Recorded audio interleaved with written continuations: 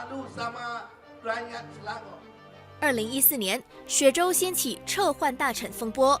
公正党在2014年3月一决撤换时任雪州大臣卡立伊布拉欣，他一度借助伊党的力量，拒绝卸下大臣职位。后来被公正党革除党籍后，在风暴中请辞，过后一直以无党籍身份活跃于政坛。卡立曾经多次公开表明不会在来届大选上阵。Saya sudah buat kenyataan beberapa kali saya tidak akan menyertai pilihan raya yang akan datang, pilihan raya untuk Dewan Negeri dan juga Dewan Parlimen. Sebab itu pun saya telah nyatakan dulu untuk menjadi Menteri Besar dan Wakil Rakyat. Saya rasa yang perlu ialah kita jalankan tugas dan apabila kita sampai kepada dua penggal, kita cuba memberikan peluang kalau ada kepada orang yang lain. 但是他的政治动向却一直备受瞩目。他在选区重划报告中，与大部分的国政成员站在同一阵线，投下了支持一票。也曾经公开表示不会加入任何一个政党，但一定会支持伊党。今年也曾经先后出现在乌统和伊党的活动上，两党也分别极力邀约并献祭他加入，至今他依然不为所动。卡立的政治动向到底何去何从？各位观众朋友，大家晚上好，欢迎收看我们今天全新一集的 On the Hot Seat。刚刚看过了刚才的 VP 呢，大家应该就知道我们今天晚上的嘉宾是谁。但是呢，在还没有开始我们今天的访谈之前，还是要简单的提醒我们今天的观众朋友，如果你们在节目进行当中呢有任何问题，欢迎你们在我们的这个评论区、讨论区呢，就是提问。那制作人如果觉得适合的话呢，他就会把问题给就是转进来，让我们今天的嘉宾来为您解答。好，我们废话不多说，就来开始今天的访问。丹瑞。Good evening, and thank you for joining us today at Pocket Times. Tan Sri, actually it's election fever now, right? Have your life been any different compared to days leading up to GE12 and GE13 when you were a candidate? Yeah. Thank you for inviting me. I think the my exposure to real politics. Yes. Is only since 2007. There's and then actually I'm fully involved in the election on the 12th general election in 2008 and also the 13th general election in 2013. That's I'm involved. I can that is fully involved, meaning heading a team to make sure that Pakatan Rakyat win the election. Yes. But the coming election, I'm not participating as candidates, which I've already made my decision, but I will still be. I've been asked by many political parties to come in and help them give their views, which I thought, among other things I should do, is to repay their service to me, because when I enter politics, while I'm not young, but I was very new in the sense of an example of it. When I was participating in Ijuk by-election, that was my first exposure after being a CEO of a multinational company. Then I joined to this Ijuk by-election, which the whole nation focused on my joining that election. Yes. And I visited Ijuk because I've never be part of the Ijuk community. I visited Ijuk just to know how do I participate in this election. And I was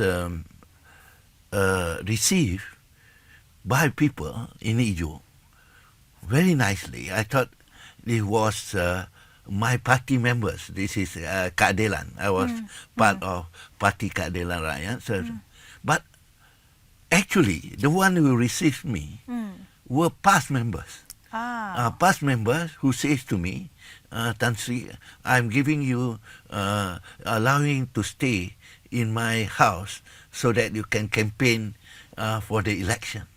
So, and actually, PKR and my party Keadilan didn't have a good, what they call, organization there. Part because of this rural setting, they invited me, and then they were the one who were supporting me in the sense that they become my agent. So I was exposed to what they call real politics, not by Parti Keadilan, but past. Let me tell you why I get so a bit sensitive and emotional about past. So I went for this election. This is the so-called by-election. So there was a big fight between our Pakatan Rakyat group and Barisan Nasional. Everybody came in and all that. Unfortunately, I lost the election. And then I went back to the house, and I feel very sad about it because I never lost anything in my life, in my career of being a businessman and a corporate man. Then this past man who supported me and told me, Tan Sri, let me tell you, for past, losing the election is part of our life. Because it's a norm. It's a norm. They say winning is a problem. So I said to myself, my goodness, how can I get involved with this group of people who think losing is all right? So really that is the situation.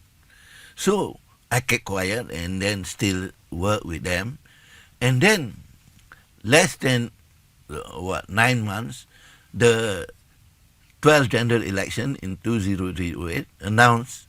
Then I got involved again, but this time I got involved in two constituency, the Ijo State Assembly and Bandar Razak. And I also didn't know much about Bandar Razak. Ijo, then these past members asked me, hey, Tan Sri, you are now going to Bandar Razak. Why don't you let us campaign for you in Ijo? You go to Bandar Razak. Of course, I said thank you, but I don't allow this, so I spend hectic part of my life going to Ijo, going to Bandar Razak, Ijo, Bandar Razak, day and night in order to. And fortunately, I won both. I won both. So I was so happy. So I met them, this group again. Tan Sri, he says, we won the election. Yeah, I said, listen, Tan Sri, we have a problem.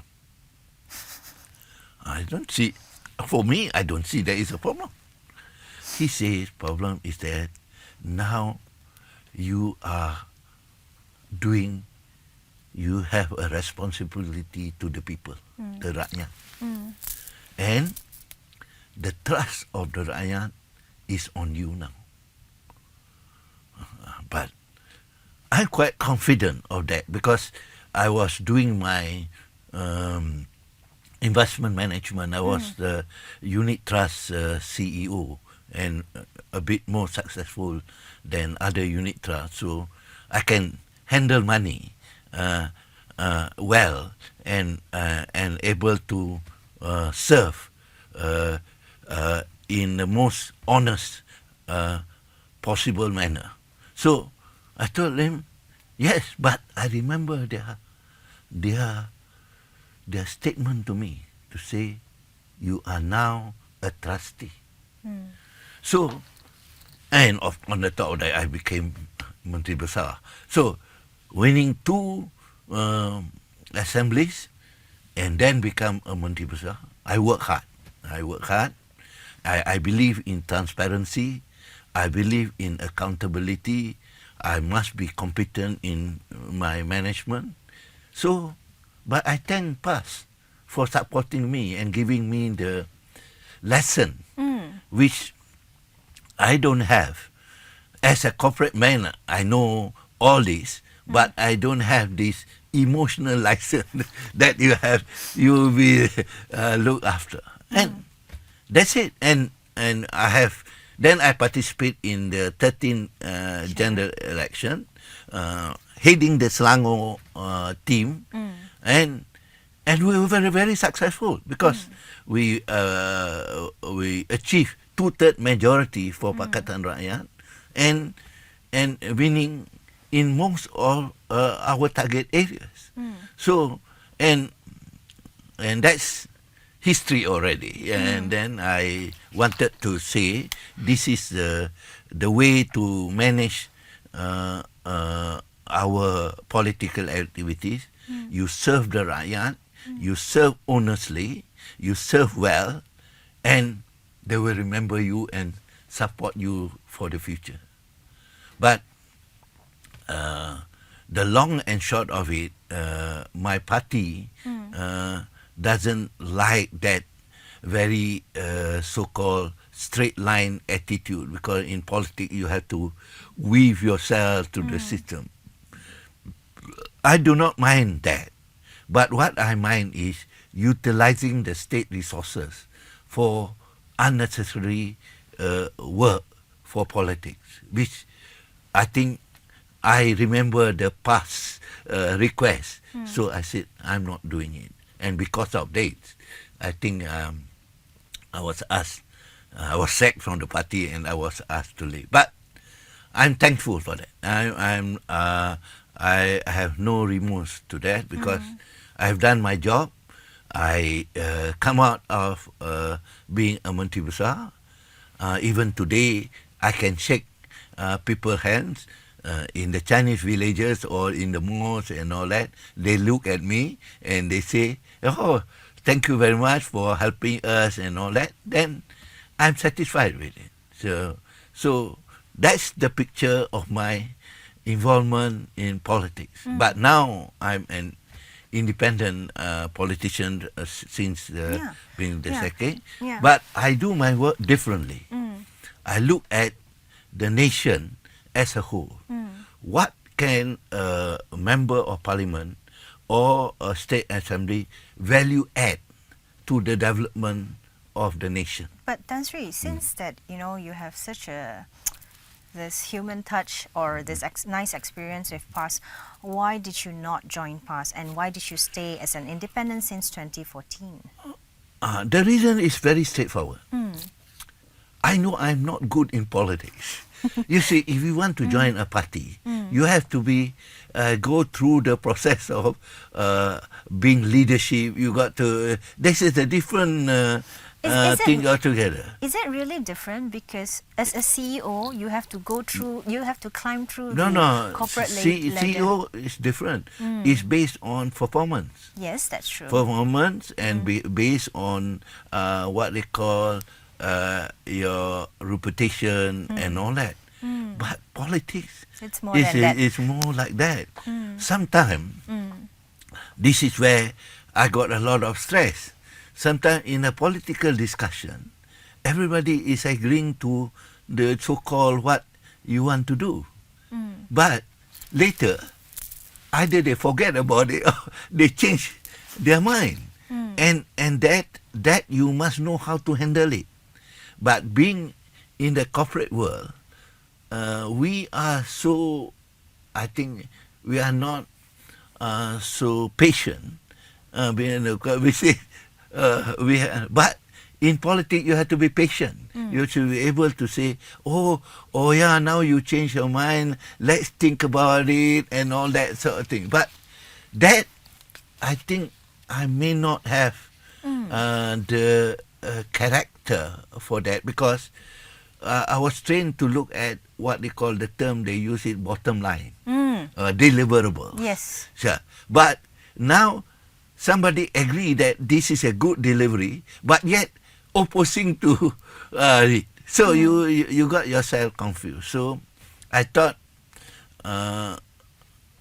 politics may not be good for me in order to serve the community, because I can serve the community even without in politics. So, Yeah. So since you said right now, serving as a independent MP, right? Yeah. You are seeing things from a bigger picture, Yeah. But you know, a lot of people are very curious. Why did you most recently, why did you support the redelineation motion as well as the anti-fake news bill? Yeah. I have a long, what they call evaluation, thinking, evaluating the whole things. I think there is a requirement in our constitution to do the re-alienation after a few periods of years. There is a requirement. Yes. It is not just you can do it anyway. Secondly, because of the nature of our nation, we have to do a lot of adjustment in terms of population ratio and all that. Because of the urbanization, there is a lot of skewedness in terms of size of the constituency, especially parliamentary constituency. For example, like Kapar, Kelang, then we have about over 100,000 of the voter size, and some areas also parliamentary in Selangor you have less than 60,000 and so forth. So you need certain level of adjustment. Of course, what the great answer to that will be, you have to change the composition of the parliamentary seats and also the seats. But I think Barisan National Government decided not to try that, because they think if they present that to Parliament, they may not get the approval because of the 2/3 requirement. But I think there is need to change. But while I feel there's a lot of things that could be done if they do all but I support it because as part of prelude to a bigger way of readjusting it. I think we may not have 222 parliamentary seats. We could have a lot more than that, adjusting to the seats and all that. And also state of Selangor, rather than have 56 so-called state assembly, could have 60 or 65 as part of the adjustment. But I supported it because it has to be done. It has to be done. And then... Yeah, but Tan Sri, I think a lot of us would think that, it's time up to, to look into the redelineation of our constituency and all these things. But I think a lot of controversial, it's about how it's being done. You said that, some of the voters, the size of the constituencies needs to be adjusted. But now what we see is, like in Damansara, we have 150,000 voters. Now you have. Before you were looking at Kappa, and then now they're coming back to you. So it's like the game is like. No, I understand this. I understand. I also understand politics of this so-called gerrymandering. Yes. The politics of gerrymandering. But it is not only for Malaysia alone. It is, but even when we go to 2008, when I went Yes. to see, the gerrymandering was done. But we still win. And 2013, the gerrymandering was done. We still win. Because I remember Bandar Turaza. Bandar Turaza is supposed to be a concentrated town.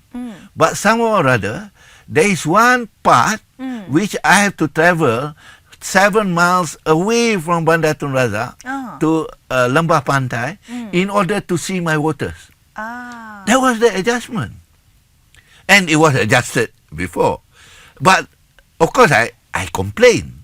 But at the end of the day, they still vote still for win me. it. Yeah. That's how it is all about. But, of course, I can protest all over, all the time. But it will be approved anyway. So it is not going to be you spend time protesting, but you don't value add to that. The same thing about the fake news. The fake news is that because of the social media, we have no control on the what is right news or bad news. And in Islam, in religion of Islam, saying bad things without checking properly and with evidence is called fitnah. Fitnah means you are saying something about people with a view not because you want to correct these people, but you want to hurt these people. So it is not right. But of course, we have to adjust for it. But social media is so uncontrollable. Sometimes you really have fake news, which you need to stop. But you have to balance. There are real news, but you call it fake news. But for Malaysia, we have to adjust it in term under the sense of ensuring social harmony, because we are of the multiracial nature of that. Not only our country is facing it. The recent discussion between Facebook owner and the people in Congress. You see how ignorant and innocent all of us are with regard to control of news? Yes. Yeah. And they also don't know how to control it. And they wanted to come up with legislation to that.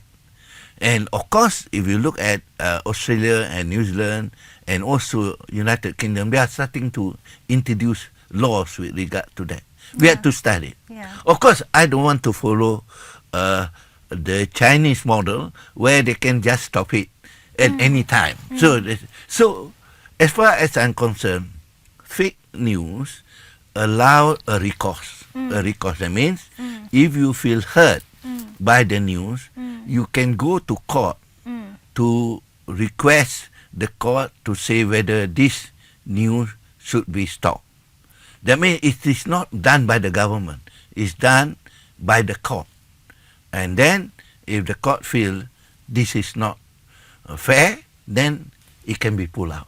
So that is the balance. It is not the government now is the main decision maker in saying whether this news is fake news or not. That's how the law is being adopted. But Tan Sri, when we look at it, right, if you say that whatever statement that's posted online might hurt your feelings, you have defamation law. If you say that it might hurt racial feelings, you already have sedition law.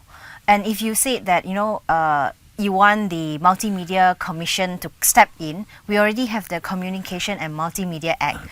So there is already a series of acts. Yes, but how long it takes? It's the same No. thing. You want to do the defamation? If you ask for defamation, let's say I make a statement, you want to stop that. It takes 3 or 5 years. where the decision making has to be done. Yes, But this fake news, it will be faster because it cuts the news first. Then you can do the defamation. But if you look at the law that we have passed, right? I know which section you were referring to. You were referring to the ex parte application where you can make, as a person who is suffering under whatever statement that whatever fake news that has been made, and you can go and apply ex parte. But the thing about it is, if government can go and apply and then to claim a certain statement is fake, and if government label it as for public interest or national security, the person affected or the person who made the statement cannot apply to appeal against that decision. But you should give certain what they call fair judgment to the judges, because when you go to the judge will say fake news about the thing, whether or not it is for national security or whether it is in the national interest. Even if the government says so, the government will have to explain to the judge whether it is fair or not fair, or whether it is true or not true. The same thing. But it's ex parte, so the other person who has written the statement cannot actually be there to defend themselves. Against that itself. No. But he can still continue to write on it because he has the right to do that. But because of the speed, I'm very concerned about the speed of all this. We are talking together now. Within 2 minutes there will be and we have no even less than 2 minutes. Now somebody looks at me and says, I'm going to talk about fake news, and he come out with a fake news against me. What can I do? But at least when there is law, there is law and regulation, there is some deterrent. It is not stopping it. But then you can be assured you can get a fair deal. That's all that I want to happen. I think for a lot of publics, right, the worry come from the fact that this pace of bill is rushed through. It's rushed through before the 14th general election, and like the motion. We are always very suspicious of government. I think, to be fair, I come from that group of reformasi who is very suspicious of government. We are fair.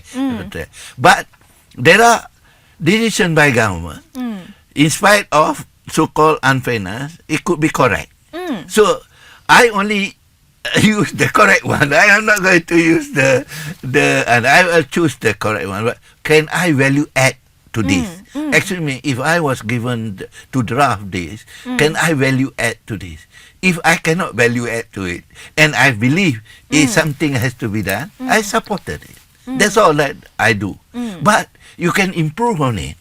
But to say no and no, and without any value adding support, then you don't. You are sitting in parliament. You are not sitting going on the street. You can protest, but parliament, you continue to protest. You will add to the handset, but nothing happened. So that's how I look at it. So this is where the practical corporate man actually kicks in. I have to be very practical and pragmatic in the sense. I love the country. I want to do better, but I cannot get all the time the best decision. We cannot get the best. Today, I asked a question during the Trans-Pacific Partnership, TPP. I supported it. And then a lot of people didn't support it. But I supported it, and I found out the United States threw it away. It's coming back. No. This is what it's all about. This is what it's all about. You may say it is a good thing, but now you have to be careful. Now you have to be careful. You have to show whether that's the reason. When the government presented it, it's good for everybody. but somebody rejected it. Now somebody realized it may be good, but then you have to be very careful and considerate. These are basically the way that we should, because the dynamism of the world, it is Malaysia is not isolated. That's how I look at it. Yeah. Okay.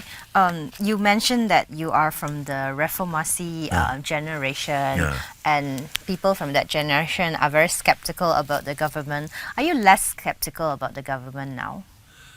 Not really, but I'm I now believe that we cannot just go and become a rebel. Okay. That means you just go and say. But my belief that I think there are good in government. There are also bad in government. There are good in government. Well, when I entered Selangor government, I thought it was I was given the responsibility to do that. I did it. I made a program merakyatkan economy for the people and all that. But of course, in deciding all that, you may not be able to decide the best. But you can decide on the optimal. Best meaning you want to give the best to the people. But if you get the best of the people and the government has no money, how do you do it? So I have to do the balancing act. But then I realized, yes, government try to do it. I make sure I value add so that it will be better. But the only thing I must make sure the government don't betray the people.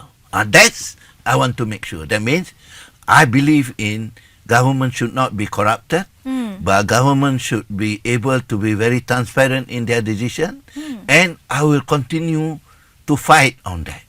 But on some decision, like how to give scholarship to people, how to help the poor, I must find ways to value add to that, rather than become you are wrong, you are no good, but then they ask you, what can we do? And because you are government, you have to do something. You cannot just say like that. That means, to me, at my level of already years of experience, I cannot do like that.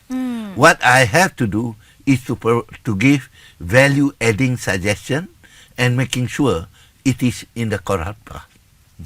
So you mentioned a little bit about the cultural indifference that you experience in the corporate world and also the political world. What brought you to politics? Politics is because Anwar came to see me. But you were in UMNO in early, right, in the 70s? No, I lost. I didn't want to go into politics anymore. So then I didn't. Then I have no interest in it. When I started to become CEO of Guthrie, then I said to myself, no more politics. You will be conflict of interest. So when I retired in 2005, actually I wanted to pursue an academic career, and I was invited to become a senior fellow at Oxford Centre of Islamic Study. So I went there.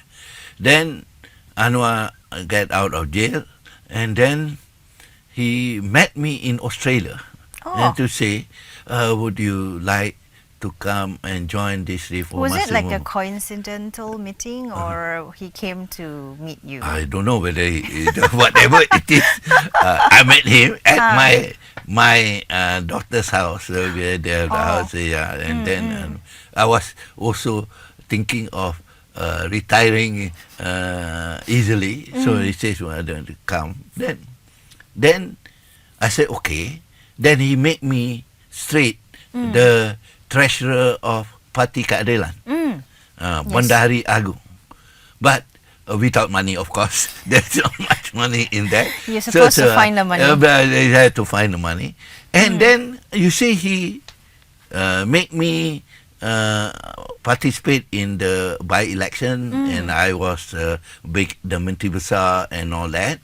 But the long and short of it, in the later part, Anwar was quite impatient about not having to have a position in the Malaysian government, and then he then started to try to impose new ways of how to create what they call uncertainties, and also positioning in the government, and requiring people to go on the streets and all that sort of thing. But it required funding. But as a Menteri Besar, I said, you can use the state coffer. So that put quite a stun, and at the end of the day, I said, he says, if you don't follow this way, how will we get into the government? I said, no, we manage it well, and people will remember us for that. But for certain politicians, this is not good enough. You have to create uncertainty. You can create a bit of chaos in order to be able to continually people getting interest in what you are doing. But I don't believe in that, because I come from the corporate side.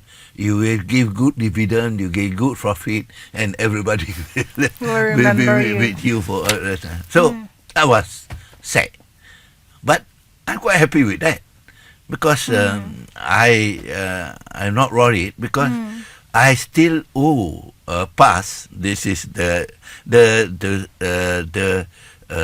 responsibility. I must keep the trust. So as far as Selangor is concerned, management of Selangor, during my days, I keep the trust. I make sure that every cent of Selangor state resources will benefit the people of Selangor, not just only political parties. So you have said many times that you will not contest in the coming election. Yeah. Will you change your mind? Oh no, that will put my wife into a spin. Okay. No. I think I'm blessed. I have already 11 years and 2 terms in politics. That means people waited for years to become a member of parliament, a member of state assembly, and become a Menteri Besar. And I have done that. And I think there are people who are having the energy and the thing to do it, and let them do it. But I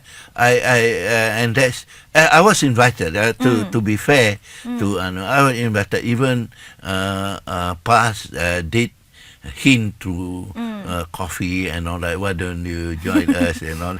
Even Barisan National also say, hey, remember you were there last time and then you ran away. Why do you come back and work with even Parti Keadilan say you come and we may have to. Oh, even Keadilan. But I told them it is not the thing, because reformasi give you the real energy. You want to make the change, and you were given the opportunity, and you do it. But now, I don't have that that energy in terms of the political what they call chauvinism. But I may have the energy of doing something for the welfare of the people and the benefit of the country. But then, even without politics, I can do that. So that's what I decided. I've given the best chance. If you want me to manage a bank, I can do it for you. But of course, I don't want to do it anymore, because I want to earn a living by that way. Yeah. But the truth is, I want to be free to do a thing that I can do as non-government organization to do welfare work for the community. Yeah. It is very interesting, right? Because you mentioned about managing NGO or maybe even managing a bank.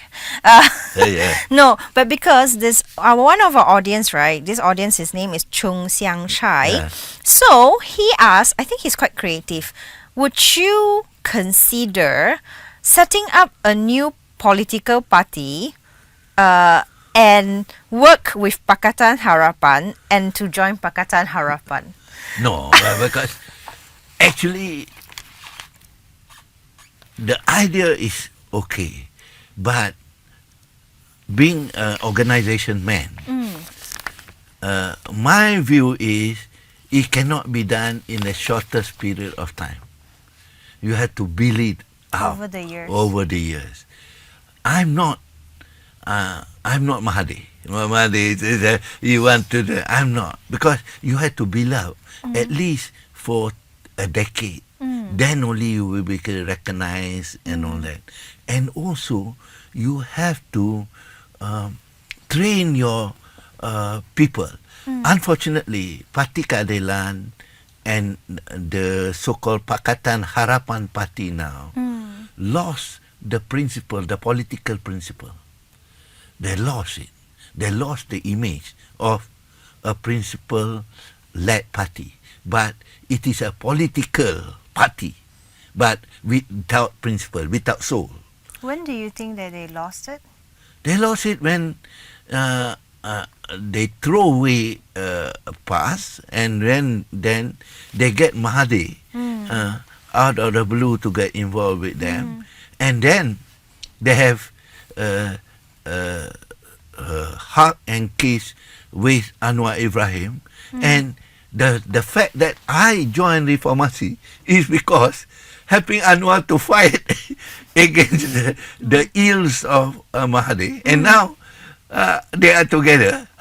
I felt so uncomfortable that I'm not going to be anything to do with all of that. That's all. That's how I feel about it. Yeah. You don't want to have anything to do with it, right? But there's a report that actually says, this is the question just now. So there's a report that says you will work with whoever, be it BN or PAS, to wrest Selangor from Pakatan Harapan. Is that true? Yeah, they come to me and ask, but on an issue, there are two issues that I feel a bit emotionally attached, because that is, I should be wrong. A good political personality must not have this emotional attachment. So long as they win, they're happy. But I feel my water restructuring, which I wanted to, at the end of the day, give the shares to the people, should be handled in the best manner possible. And my discussion with PAS and Barisan Nasional, they say, if we win, we'll help you to restructure in the best manner possible, so that the people will own the shares in the water companies, in a water operation. So I'm taking the opportunity, because I may not be in politics, but I'm helping to make sure that Selangor people get the best deal. So that my statement is, I'm willing to work, but I don't think Pakatan Harapan wants to do that, because the current Menteri Besar has not delivered the best deal for the people of Selangor. I have written in my Facebook, my reading is Selangor people may have to pay an extra 2 or 3 billion extra in order to make the restructuring work. My mission is, I cannot face people of Selangor to say you have to pay more than 3 extra billion. So I'm hoping that I can work with PAS and also whoever it is, the Barisan Nasional, in order to achieve that. At least I value add to the people of Selangor. This is one issue, and what is the other issue? The other issue is the way that Parti Keadilan manages its members. So I wanted to change, but now I shouldn't be bothered about it. So it's the water deal which is the main issue. You would work with whoever that you think. Yeah. Because I come from a corporate. I was a merchant banker myself. I do a lot of merger and takeover.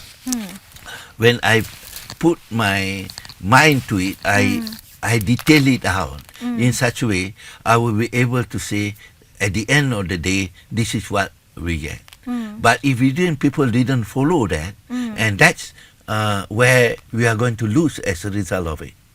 So I'm a bit emotional in terms of that. So I want to correct it because as that regard, it was my baby. It is not other people's baby. Because in the 2013, that is the 13th general election, I wrote part of the manifesto for the Selangor, including this water thing. So you made a promise. Oh yeah, I made a promise. I will deliver. I hope I can deliver it, and then handle it well. What do you think is the best solution for Selangor's water issue? I think the federal government and the state government will have to sit down together. And talk about Bottom line, the people of Selangor must pay the best price. Now, federal government agreed 9.2625 was the best price. That was 2014. Yeah, and they give us all the funding for that. So we have to work within that. Because federal government has got the powers to do it. We got the power to do it. We want to make sure the companies that have the concession operates profitably and also pay all their debts. But I also don't want to pay more a cent extra if they exceed their normal profitability business venture. That's what I'm doing. I don't think people of Selangor like to have a dishonest deal. Dishonest deal means state government willing to pay extra money to the concessionaire, even though we can pay less. To state people of Selangor will call it a dishonest deal, and you are not going to pay for it. But of course, people will say, "Oh, don't worry, we can hide the payment by increasing the price of our water tariff." But I cannot swallow that too, because I know I can hide the accounting of it, but I'm still responsible for that. Okay, so you use dishonest. So it's dishonesty and not incompetency, you think? Both. Could be both. Both. Could be both.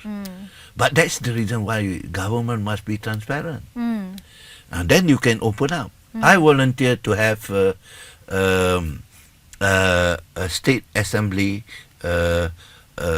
being, we call it the committee, public service committee, to discuss it openly in public. But it was not agreed by the current state government. Okay, actually, Tan Sri, there's another question from one of our audience, right? He said, as his name is K, as an ex-MB of Selangor government, do you see any problem facing by the state government now? Apart from the water issue, which we have already discussed. A lot of things. I think there are issues with regard to utilization of welfare contribution. I think we have a certain amount of reserve the welfare contribution. But like, for example, managing the free buses and all that. Yes. And now we should review it. Because sometimes the use of the people who uses the buses are not the real target customer. So we have to look at it properly. Secondly, I think we also need to review back the way that we handle our housing for the people. That's because if you going through the whole scheme of subsidizing low cost with medium cost with bungalows, we may not be able to achieve it because developers by nature will like to sell those products that give me the best profit first and building this low cost houses to the last. Because if they feel they are not profit, they may go away and run away from it.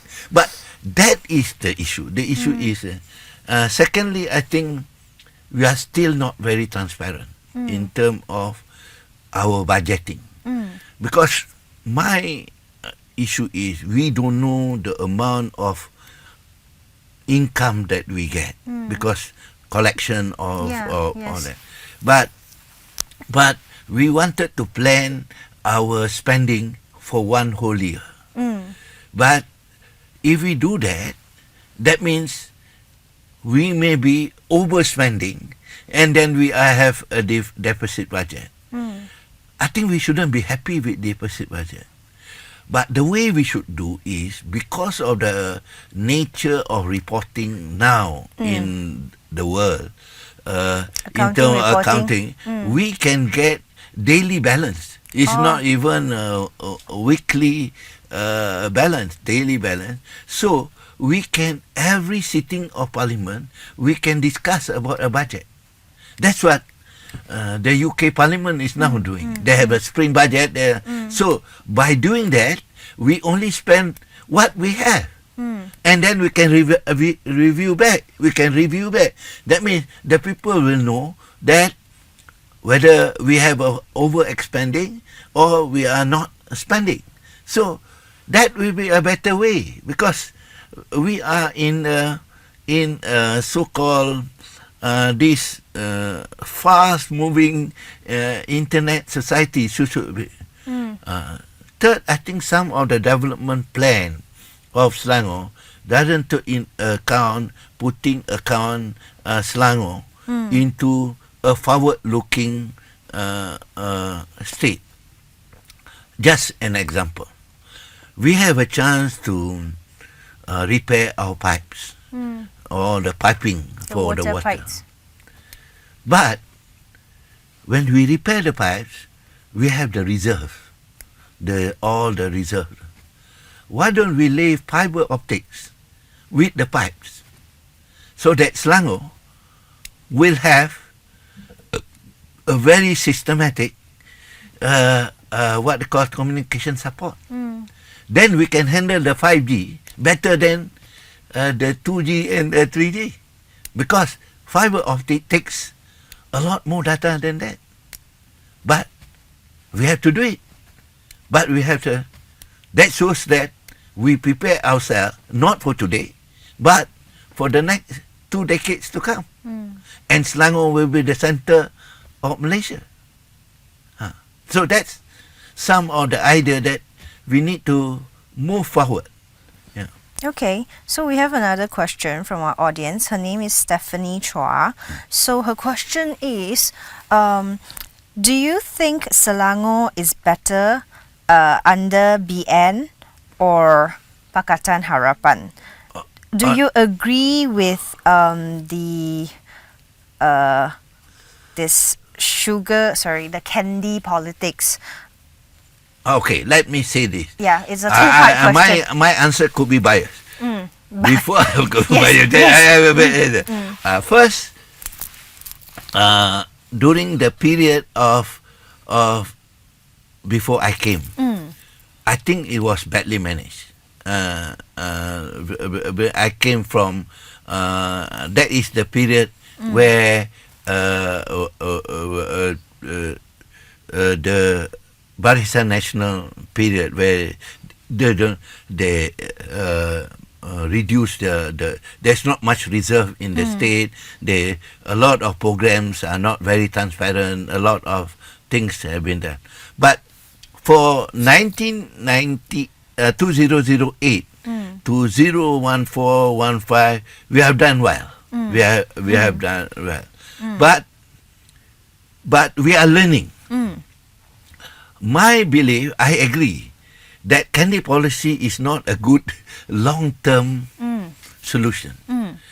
But the best solution is the state and the federal government should be thinking about productivity incentive as opposed to subsidy mentality. That means we must make sure we pay people for their productivity.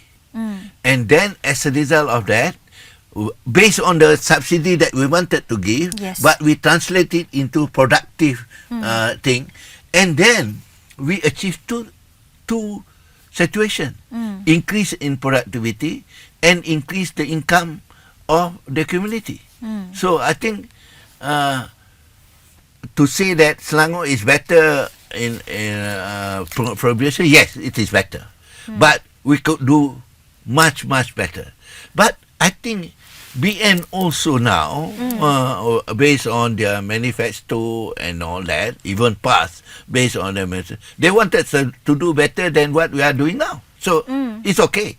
It's okay, but we don't know yet. But if they can do better than what we do, it's good for the people. That's all. Yeah. At least we set up the bar. We raise, you raise the the bar. bar. So we must continually raise the bar. Then the rakyat will be happier and better. Okay. You know, we talk so much, right? But we haven't talked about the most important incident in your political career, where it sort of like ended it as you know, you as a Selangor MB. I mean, maybe we should now discuss about it. When you talk about it, like now it's 2018, it was 2014, 4 years later. How do you feel about it? I feel at the first stage I thought I was dejected, but I feel happier. Because the reason why I feel happier, because I stick to my principle. I stick to my principle and say I will not do it, even if I am being sacked as a Menteri Besar. I will not do it. And I'm happy with that decision. And now I can go and meet people. I shake hands with people on the street and they remember me for what I do. And that is a reward rather than sadness. Of course, I would like to do it, but since I achieved that, it's good for me. So I'm happier, and also I'm happier because I've been able to reduce my weight too at the same time, because the reason for this is being a Menteri Besar in the weekend, you sometimes have to attend 3 weddings or 4 weddings in a day. You will continue to be eating, and then you are stressful, and the same thing. But now I'm happier. Of course, that doesn't give me the excuse to join politics again. That's not the excuse, but it give me a chance to relook at the way I do it and my strength and weaknesses. But that's why I'm supporting FAS, because I thank FAS for reminding me that I must be honest and sincere in my effort. That's what I do. But if I can make all political parties think the same thing, it's good for the nation. I can tell people Barisan National must be honest and transparent and all that. And then if they follow the way it's been done, then the country will be better. That's all. Yeah. But at the end of the day, and so that this is the issue. Because of our democracy, we don't want people to become a permanent leader. We have to move. So we give a chance to leaders, and let's say 10 years, let them do the work they do, and then we change it. It will be better, and you will get new, fresh thinking and fresh motivation to do that. But what happened in Malaysia? We look as if we want permanency. Politics is a responsibility. It's not an achievement. It's a responsibility. You get people to be responsible, and you cannot trust people for 100% for 20 to 30 years. No, let them. And that's what the wisdom of American presidency also is only 2 terms. Yeah. And now they feel very sad for selecting the wrong president. But it's not the issue. But at least they know can change. they can change it Yes. within that period of time. Yeah. Yeah, okay. So, you know, it seems like you are very positive looking back at it, right? But some people would say that, you know, nowadays you comment and you criticize the current administration or the caretaker administration of Selangor on your Facebook, on social media, and etc., etc. Some people think that you are driven by your personal vengeance. What is your comment But on they this? should read my Facebook. I didn't say bad about Yes, you the didn't. person. I say about the project that I'm doing. So as far as I'm concerned, whoever becomes Menteri Besar, like say for water, if they deliver the shares to the people at the price for 9.26 billion, I will salute it. Or he goes lower than that. You better say still. you want to pay 9.26 billion. I only got it for 8 billion. I will write in my Facebook, thank you very much. You are done better than me and all that. I do it. Nothing to do, no malice to the personality, but to the end result of the effort. And on the issue. On the issue. You can read my Facebook. And also my speeches with regard to campaigning. I don't talk about people. I talk about developmental ideas, how to implement it and do the right thing. That's all I promote. I think spending time about personality is not productive. So that's all I do. You know, when you look at all the incidents or the chronology of events leading towards your removal or as the Menteri Besar in 2014, what do you think you would have done differently in the course? Oh, I could be very politically savvy. Then, for You example, hope you could be more- let $10 million go into the Kenduri and all that sort of thing. But I will have a sleepless night. That's the whole problem. Saying that I'm dishonest to the people of Selangor. I won't do it. I won't do it. Of course, maybe other people willing to justify. Yeah, this is for the sake of the nation. If I will become a leader, if I give it to some other leader, he will destroy the country much worse. So I will do it. But I don't accept that rationality. It is for me, it is very hypocritical. That's the idealism. I don't want to be a hypocrite. But that idealism is not embedded in political survival. That's why I've been reading about Machiavellian and all that. Machiavellian. But I think it's not. So, but since it is so, since I don't want to get into a mud wrestling game, so it's better don't join the game. That's all that. So you can see my conclusion reaching to that.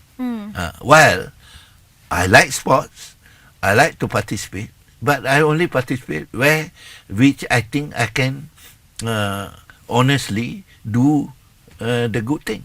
But you like to win also.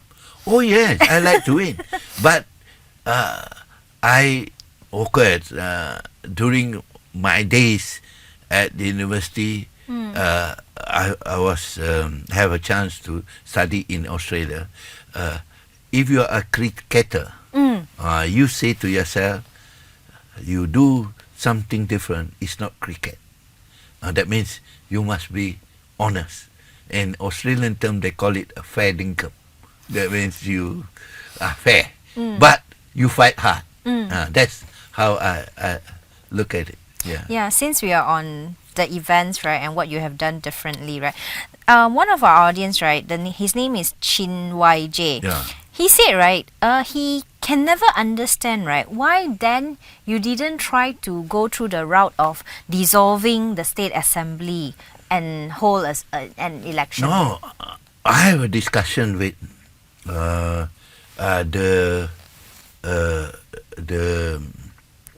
state sultan.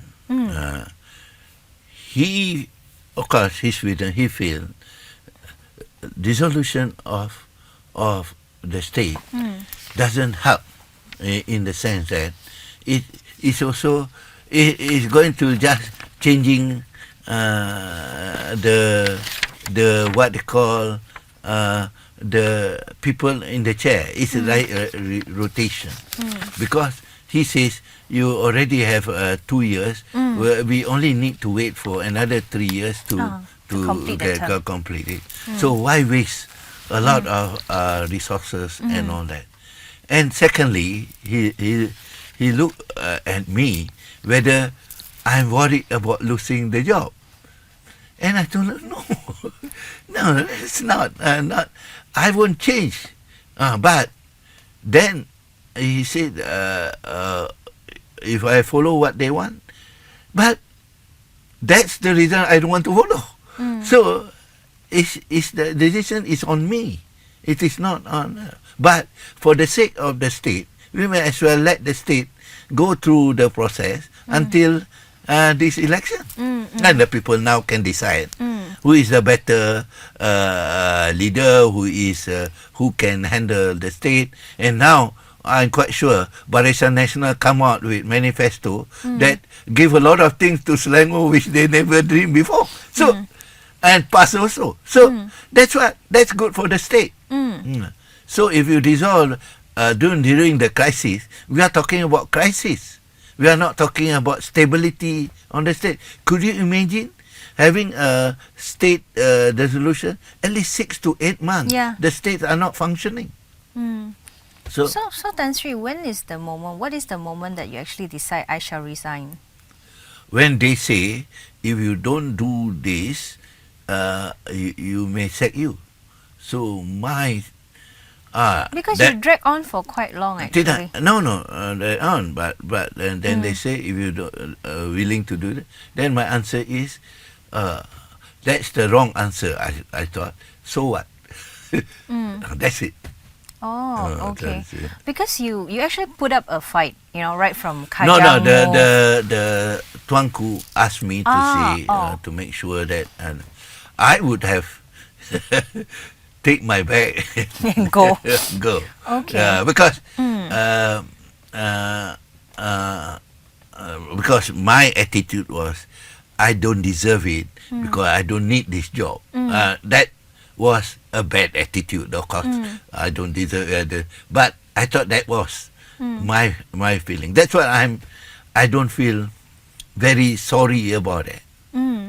Yeah. So you have been mentioning a lot that you are very close to PAS. They are very good friends and all this, right? But in those days during the Menteri Besar crisis, PAS was backing you initially.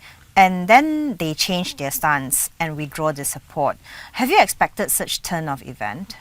Well, I expect that in politics, I shouldn't be so innocent not to think that everything changes. You see, this is you and I sitting down here. Well, in 5 years ago, you would not imagine Anwar and Mahathir and Lee Siang will be sitting down together, drinking coffee and talking about their future. No. So we should accept that. But what we should accept is that if you believe you have a principle of doing things, it's best to stick with it. I'm happy to say I'm glad that I stick with it. Yeah, I'm happy. I don't feel that I shouldn't change it. Yeah. Yeah, you said something about the BN manifesto, right, for Selangor, right?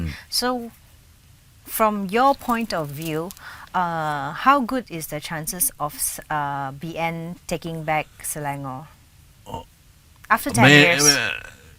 The situation is very complex. I have the experience on 2008 and 2013. The situation is very complex. First, the one-to-one contest give either Pakatan Harapan and also Barisan Nasional a chance to win over each other. That's it's a clear cut so-called fight. We pass out of the equation and become a three cornered, maybe four cornered or whatever. Then the numbers changes, and also the demographic element comes into play. 65% of the population, I'm giving Selangor as a case study. Yes. 65% of the population is Malays. 30% and plus 10, 5% is the non-Malays. The Chinese voting pattern is quite skewed, but the Malays voting pattern is not skewed. So the Malays voting pattern shows that, like the Sungai Besar and Kuala Kangsar election, it will dismantle. And Pakatan Rakyat is among the loser in the dismantling. That's the picture. But we don't know the total outcome. But that's the picture. Second picture is, during the 2013, on average, more than 70% of the voters come back and vote. Even to the extent of 80%. But with the complexity of the arrangement of Kit Siang, Mahathir, Anwar, and all that, there is an element of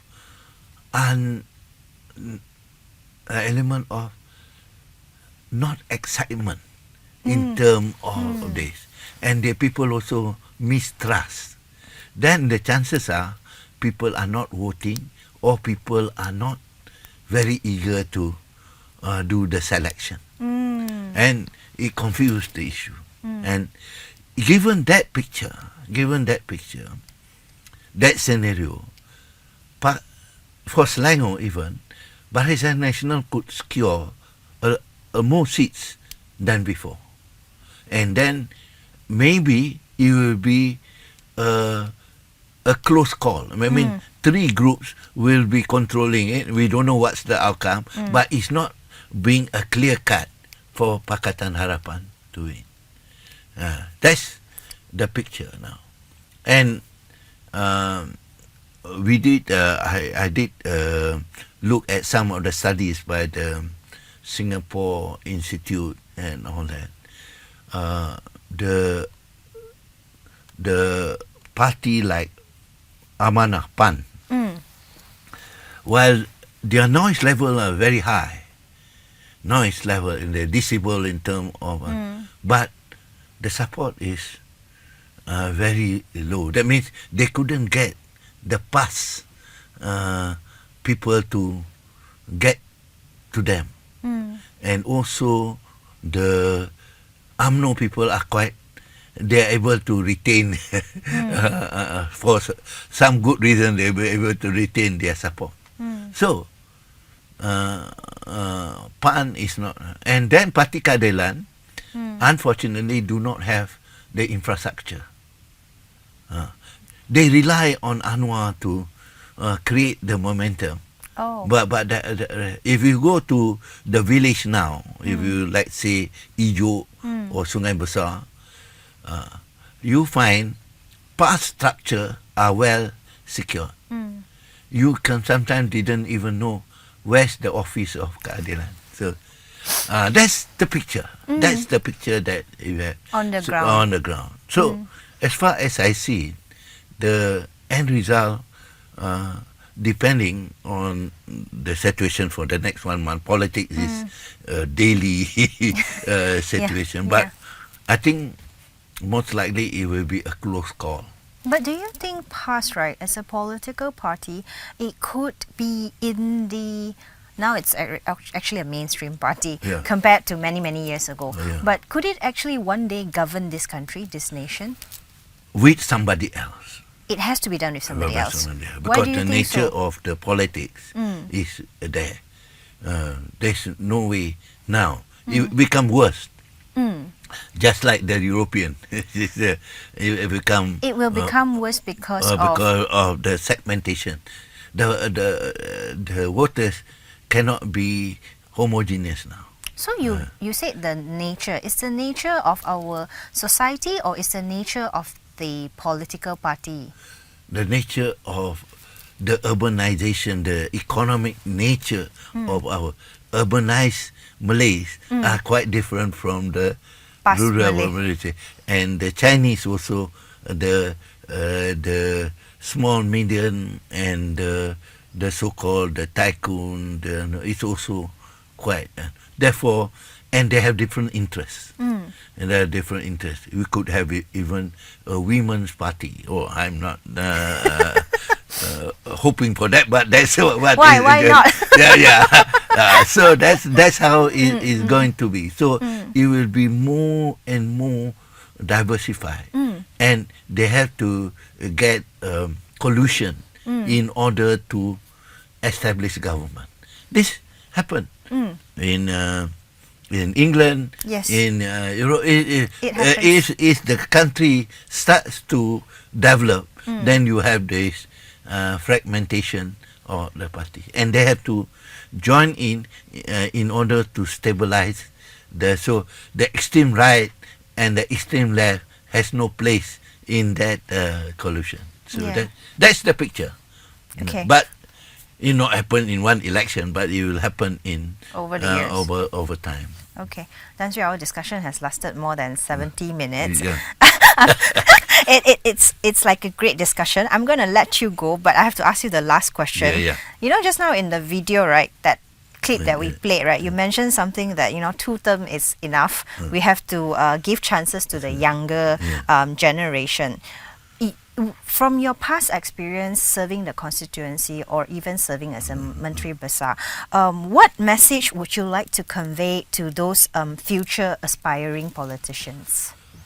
I think first they have to establish themselves, because relying on politics alone may not give them the confidence and the strength. They have to establish themselves, and they go into politics because they want to make the change. But if they go into politics in order to survive as a profession, I think they may feel they may not be able to do the job properly, either doing the job or so. Politics is an extension of yourself, because you strengthen your principle, you move towards betterment of your society. Yeah, but politics cannot be a game of the end justify the means. No, it cannot. But that's the best politics. But politicians may not think that way. But as a politician myself, I think that is the best way for the politician. Okay. Thank you. Thank you for having me. Thank you, Tan Sri, for your words of wisdom. I think this is a good time to end our discussion today. 各位观众朋友，非常感谢大家今晚的收看。就是这来临的大选呢，我们还有更多更精彩的人物会上到我们的 On the Hot Seat， 所以如果你不想错过我们接下来的任何节目呢，要留守百格。晚安，我们再会。